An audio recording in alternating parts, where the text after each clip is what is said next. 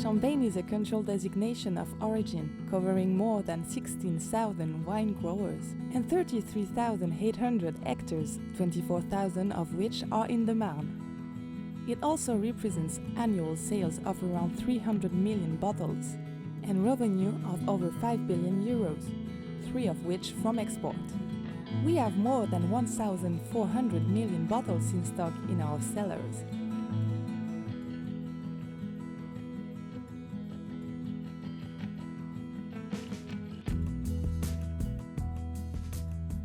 The La Vigneronne Coopérative opened its doors in 1965 in the commune of Serzy et Prin.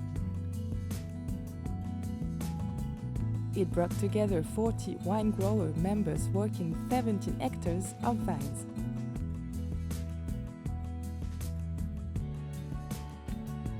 Know-how, day-to-day work, passion and vines. Our wine growers use all of this and more to create the magical little bubbles that make their champagnes so special.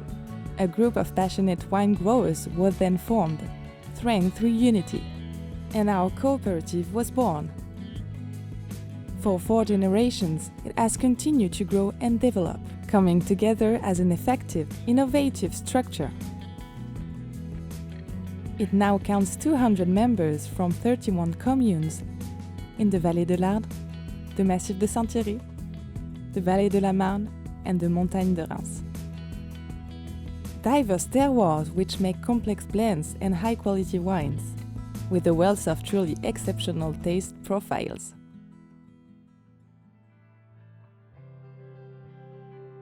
The story of our champagnes begins in the vines. Of all of the work that is carried out in the vineyards, pruning is the cornerstone. The quality of the harvest that follows depends on the precision and ingenuity of this task. The first role of pruning is to facilitate the flow of sap to the fruit buds.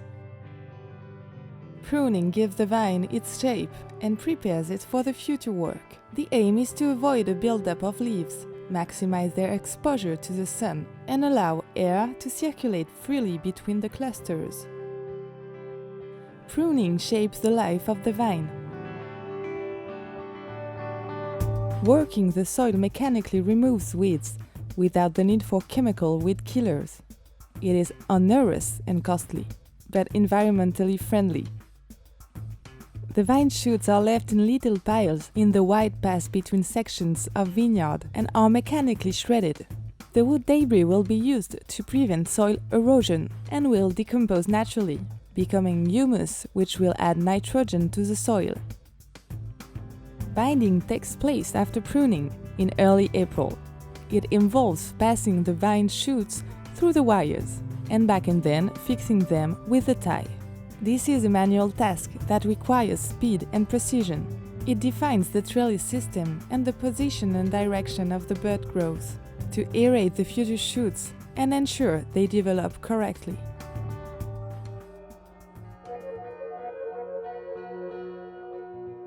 Around the same time, in April, the racks are put in place. A rack is a device that diffuses synthetic molecules, similar to the sex pheromones, emitted by insects of the grapevine moth family, the Coccolys and Eudemus. Compatible with organic farming, sexual confusion is an effective alternative to insecticides. Early May, the vines awake under the rays of the spring sunshine. Bud burst begins. The buds swell and become leaves. On all vine structures, suckers, which are non-fruiting buds, also appear. Debudding is done by hand and eliminates the useless, sad-greedy shoots.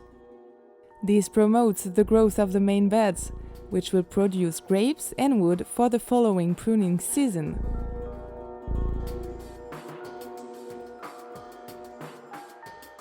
By mid-May, it's time to raise the trellis wires. These are positioned on both sides of the vegetation to guide its growth and form the rows of the vines that are so typical of the Champagne landscape. They are raised 2 to 3 times as the shoots grow towards the sun. As the days get longer and temperatures warmer, the young vine shoots grow rapidly and in a disorderly fashion. Trellising steps in. To disentangle and aerate the vegetation, very long shoots will be cut back and any protruding at the sides trimmed back to encourage vigorous growth of the clusters and expose them to the sun. In June, on our clay limestone slopes and chalky soils, tiny little clusters burst forth as soon as the weather is right, hot and not too wet. Pollen will fertilize the fruit to form small berries that will get bigger over the next 3 months. At the end of summer, wine growers analyze the grapes to see if the acidity and sugar levels are right. This analysis is carried out by the ripening observation network in the 3 weeks prior to the start of harvest. As harvest approaches, the wine growers get together to set the start dates for picking in each sector, according to the results of the sample analysis. Harvest can now begin. Some wine growers drive through the vines in a high-clearance tracker with a leaf remover, a machine which removes the leaves, exposing the grape clusters to make them easier to pick. The harvesting teams arrive in the vineyards for 2 weeks of hard work.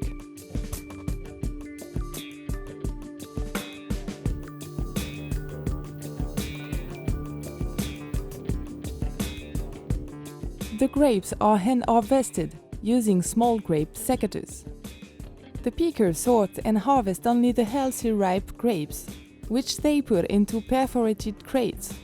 The holes allow any juice to run off and prevent maceration, which will color it. The full crates are taken away by porters, who load them onto the trailers to create pallet loads of 12 cases, around 550 kilograms.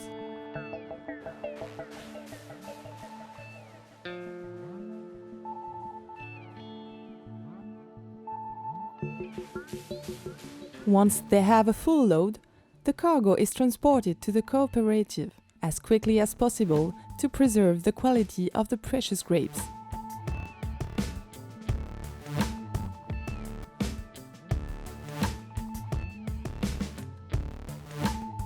At the cooperative, the pallets are unloaded onto the bay, where they are identified, weighed, and checked.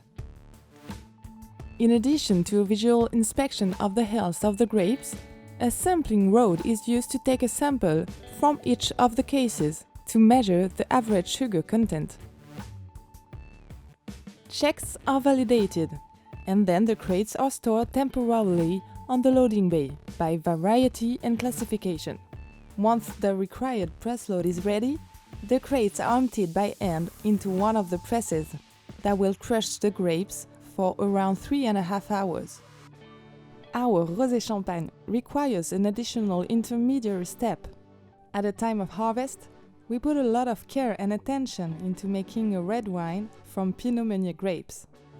The grapes are selectively harvested by the wine growers on the parcel, and as soon as they arrive at the cooperative, they are put onto a storing table where operators pick out the best clusters. Next, the grapes are removed from the clusters. The berries are separated from the stalks and put into tanks. Here, the grapes begin their alcoholic fermentation and maceration, which imparts the color of the tannin from the grape skins into the wine.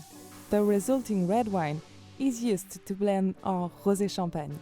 At the end of the fermentation, a further pressing will yield a much more tannic wine, which we use to make the only red wine from champagne vines, the Coteaux Champenois.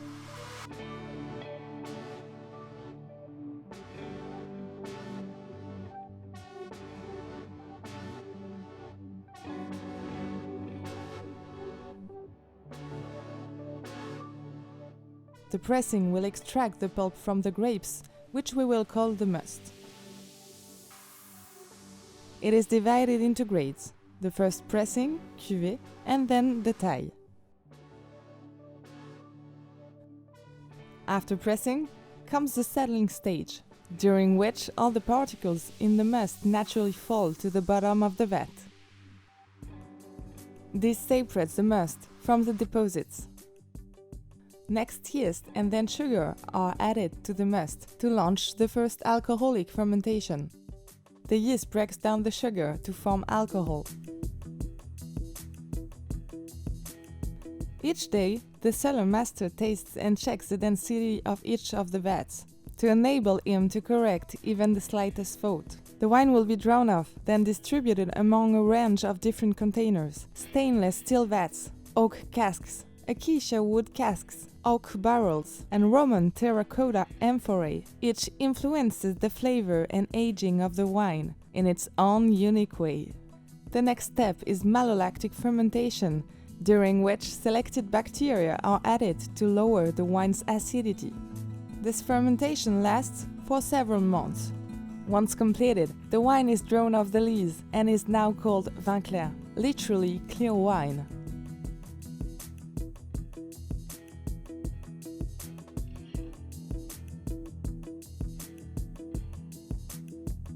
Comes a vital stage, blending. Following testings with the members, the cellar master will blend the wines from different vats, barrels, and other containers, and the different grape varieties and years to obtain our house style, the hallmark of our terroir. Once blended, the wines are chilled to -4 degrees Celsius. At this temperature, the tartaric acid naturally present in the wine will crystallize and precipitate to the bottom of the vat, leaving behind a clear wine.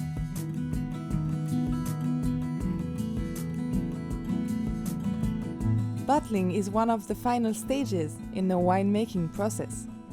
In fact, bottling the wines with yeast and sugar triggers the final alcoholic fermentation.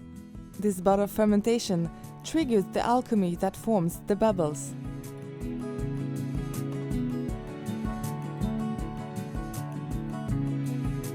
The bottles are stored in our cellars to let the magic happen.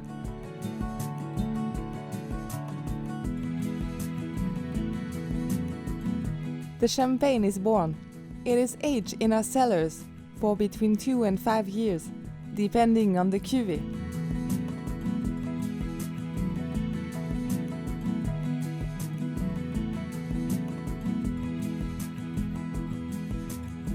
Once the bubbles have formed and the bottles have been rested for several years, riddling can begin.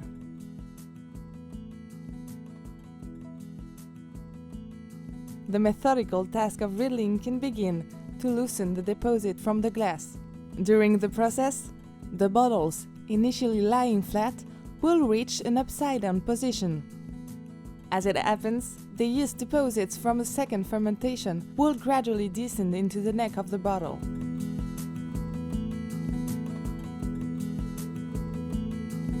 Upside down and under pressure, the bottles are dipped briefly into an icy solution to freeze the residue. They are immediately turned right way up and uncapped.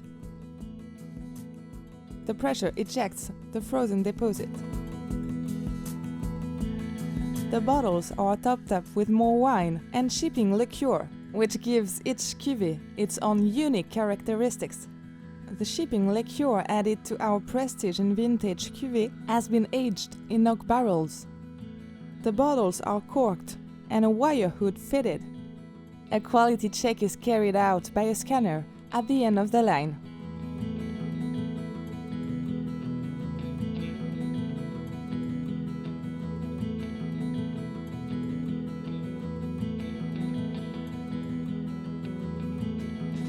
The champagne bottle is now ready for labeling.